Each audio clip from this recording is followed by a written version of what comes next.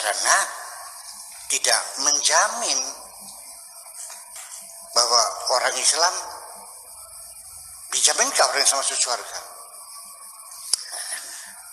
Sekali lagi, jangan menjamin dirimu masuk surga. Ya, shalom bagi kita semua dimanapun kita berada pada saat ini. Kiranya kita semua tetap berada dalam keadaan sehat, dan apapun yang merupakan aktivitas kita sepanjang hari ini, kiranya Tuhan Yesus memberkati. Dan kembali berjumpa lagi di channel kita ini, yaitu Zemayan Yasin. Terima kasih buat teman-teman semua dan juga para sahabat yang sudah mendukung perkembangan channel ini dengan setia. Dan kiranya kita tetap menggunakannya untuk menjadi berkat bagi semua orang. Nah teman-teman, pada video kali ini saya membagikan kepada kita semua dan terlebih-lebih kepada saudara-saudara kita yang muslim, supaya mereka bisa mendengarkan pesan yang cukup tegas dari Kiai Buya Syakur, di mana dia mengatakan bahwa jangan ada seorang pun muslim yang mengklaim bahwa dia masuk surga, atau jangan seorang pun yang menjamin dirinya masuk surga, karena itu adalah hak Allah. Masalah masuk surga atau tidak itu hak prerogatif Allah. Nah teman-teman, sebelumnya mari kita simak videonya yang berikut ini. Jadi yang penting kita seperti gini aja lah. Kalau kata ad-din itu tadi jana yadinu dainan, mananya utang, ya kan gitu.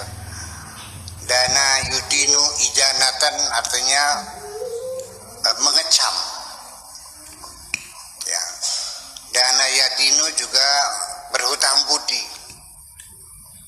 kebaikan-kebaikan. Jadi ya artinya bahwa mandana yudan. Jadi artinya bahwa din itu artinya pembalasan,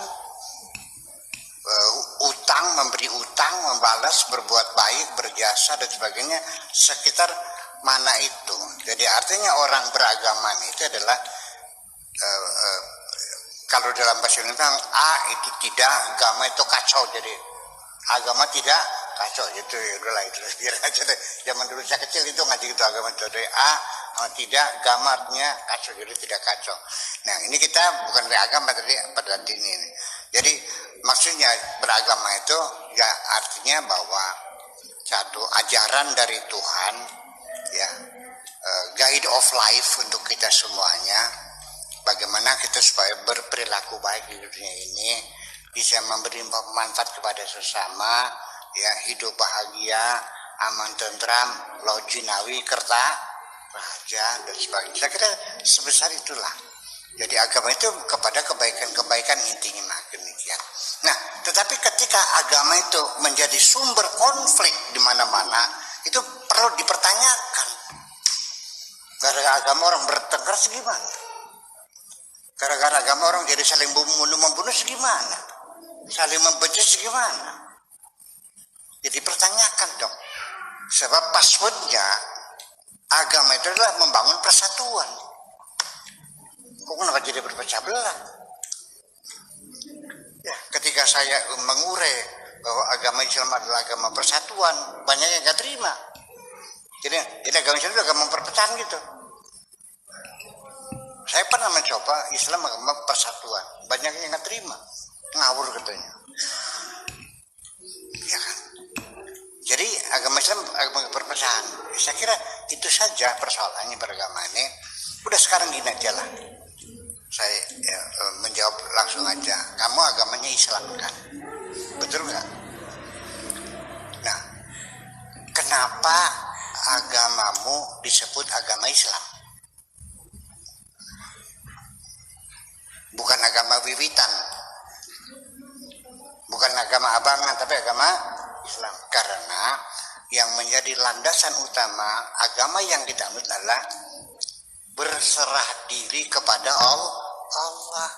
Jadi siapa saja yang berserah diri, ya that is Muslim. Nabi Ibrahim sebelum Nabi Muhammad mengatakan wa bidzalika umirtu wa ana minal muslimin. Apakah kamu mengatakan bahwa Ibrahim Muslim? No, agama Islam belum ada aja. Islam sebagai agama yang dibawa Nabi Muhammad, Islam sebagai agama yang dasarnya adalah berserah diri. Jadi Nabi Musa yang mengatakan Muslim ya bukan berarti beragama Islam, tapi dia agamanya berserah diri. Nabi Ibrahim juga agamanya mengaku sebagai Muslim ya karena dia agamanya berserah diri. Jadi siapapun yang agamanya berserah diri ya Muslim dengan begitu. Nah sekarang kamu yang mengatakan saya Muslim tapi tidak pernah berserah diri, Muslim bukan? Sama Allah ngelawan aja tiap hari. Semua keputusan Allah ditolak semuanya oleh kamu semuanya. Tidak menerima kanun Tuhan. Artinya ketika kamu sehari-hari berkeluh kesah, meratapi nasibmu, itu berarti engkau komplain terhadap segala keputusan Tuhan. Apa Anda Muslim? Ya. Untuk jadi Muslim saja itu begitu sulitnya. Apalagi Anda mengklaim mukmin. Jangan berkata kamu itu mukmin. Sebaiknya katakan saja kamu Muslim. Kenapa sebenarnya? Karena iman belum masuk ke dalam hatimu. Bal qulu aslamna wa lam yadkhulul imanu fi qulubihim. Ya. Nah, itulah jadi persoalannya. Jadi kita ini baru Islam, belum mukmin. Nah, sekarang saya mau bertanya di dalam Al-Qur'an ada enggak bunyi ayat al-jannatu uiddat lil muslimin atau lil mu'min, lil muttaqin, lil muhsinin, ya mukminin. Di Al-Qur'an ada enggak dipanggil ya ayyuhalladzina aslamu, ada enggak? Adanya Pak? Jadi yang dijanjikan surga ke orang beriman. Ini juga jadi perlu kita bahas juga nih. Ya karena tidak menjamin bahwa orang Islam dijaminkah orang yang masuk surga. Sekali lagi, jangan menjamin dirimu masuk surga. Semua itu Allah yang menentukan. Innallaha yafsilu bainahum yaumal qiyamah. Jadi kemudian masalah negara menaikkan harga BBM, kemudian gross national product GNP bangsa itu masih meningkat, pendapatannya kemakmurannya masih rendah. Itu persoalan kebijakan negara mah urusannya panjang, betul nggak? Subsidi silang, ya. Kenapa kita dulu mendapatkan minyak murah banget, ya kan?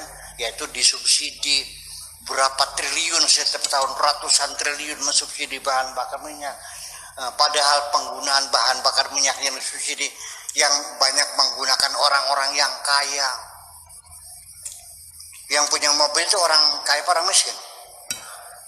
Jadi kalau minyak disubsidi berarti yang menikmati siapa? Nah itu alasan mereka yang begitu. Iya, itu alasannya begitu. Terlepas saya setuju dan tidak ya. Ya, tapi itu alasannya kita pahami seperti itu. Daripada kita mensubsidi BBM, ya kita kasihkan saya langsung BLT kan gitu. Bantuan langsung dan tunai dinikmati langsung. Kan gitu teorinya begitu. Jadi adapun pemerintah harus meningkatkan pendapatan masyarakat, ya itu mas tidak selesai sampai di situ, tergantung pada situasi dan kondisi dunia yang ada. Ya sekarang masih sulit meningkatkan GNP kita sampai sekian ribu dolar per tahun, kondisi dunia sedang mengalami resesi begini yang nggak bisa juga. Jadi itu sangat tergantung sekali, itu urusan ekonomi, biar yang jawab Bu Sri Mulyani aja deh. Makasih gitu aja. Iya. Nah, jadi itu dia videonya teman-teman. Kita sudah mendengarkan di mana Kiai Buya Sakur ini dia memberikan pesan seperti yang saya sampaikan tadi bahwa jangan ada yang mengklaim dirinya masuk surga. Nah, kenapa teman-teman? Karena ketika ada orang yang mengklaim dirinya, yang menjamin dirinya masuk surga, maka disitulah terjadi kegaduhan itu. Kenapa? Karena merasa dia sudah dijamin masuk surga sehingga sembarangan membubarkan ibadah, melarang ibadah minoritas misalnya kan. Nah, kenapa? Karena seolah-olah mereka lah pemegang kunci surga itu. Nah, jadi Kiai Buya Sakur mengatakan jangan berpikir seperti itu supaya kamu jangan selalu menganggap orang lain masuk neraka dan dirimu masuk surga, supaya jangan terjadi kegaduhan karena Allah menciptakan agama menurut Kiai Buya Sakur ini supaya jangan gaduh, supaya jangan kacau. Itulah artinya agama, tidak kacau. Nah, jadi kalau kita lihat faktanya teman-teman, justru karena agama banyak orang yang membuat kacau. Ada kelompok-kelompok tertentu yang suka membuat kekacauan, baik itu melarang ibadah, persekusi gereja, dan demo di mana-mana, menista agama lain. Nah, itu yang terjadi di lapangan. Kenapa? Karena mereka ini tadi mengklaim dirinya ya pemegang kunci surga. Nah, jadi itulah pemahaman, itulah pesan dari Kiai Buya Sakur. Tetapi kalau Kristen, nah sudah jelas bukanlah orang Kristen yang menjamin dirinya, bukanlah pengikut Yesus yang menjamin dirinya sendiri masuk surga, melainkan Yesus itu sendirilah yang menjamin pengikut-pengikutnya masuk surga. Kalau orang Kristen nggak pernah mengklaim, nah tidak pernah menjamin dirinya sendiri, tetapi Yesuslah yang menjamin dan itu sudah tertulis di dalam Alkitab. Dan kenapa orang Kristen yakin? Nah, kenapa orang Kristen tahu dia masuk surga? Karena Yesus sudah menjamin. Nah, jadi itu dia teman-teman, ketika orang Kristen dijamin keselamatannya oleh Tuhan Yesus Kristus, maka justru harus semakin baik. Nah, kita berterima kasih kepada Tuhan karena Dia sudah menyediakan surga bagi kita. Nah, yang artinya kita harus memberikan dampak positif, pengaruh yang baik terhadap sesama kita, supaya kita ini benar-benar menjadi ciri-ciri orang yang siap untuk masuk surga. Nah, itu dia teman-teman yang saya sampaikan. Kiranya Tuhan Yesus memberkati kita semua. Shalom.